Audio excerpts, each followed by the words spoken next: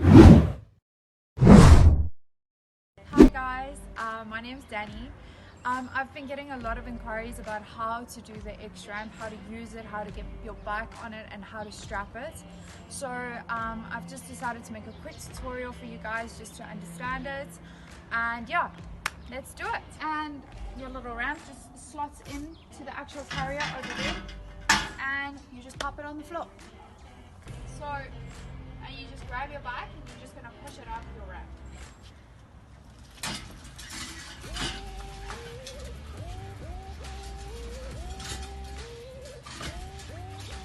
Cool. So right now you can see your bike is on the carrier and your straps are already strapped in. Do that beforehand, it just makes it so much easier. And while you're strapping, just lean the bike comfortably on your hip. It just makes it easier. So your back strap, just lean it on the wiper of the car. It's just an easier reach and stuff. So you're just gonna grab your strap, make sure that there's no twisties. It just makes it way safer. And I just use the black part of the strap and I put it on the handlebar.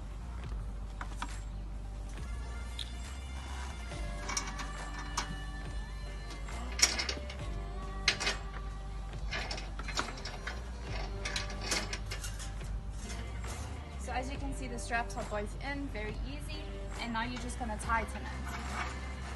And just move around your bike, just grab it, and pull it in. So it's standing. And then the third strap, we run through the swing arm space. So you're just going to pop it through there, and then you're just going to walk around, pull it through, and you're going to hook it in where the front straps are hooked in.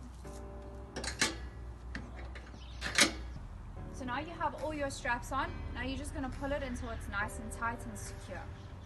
So basically, just how you would do it on the back of a bakkie or a trailer, just make sure to get those straps nice and tight.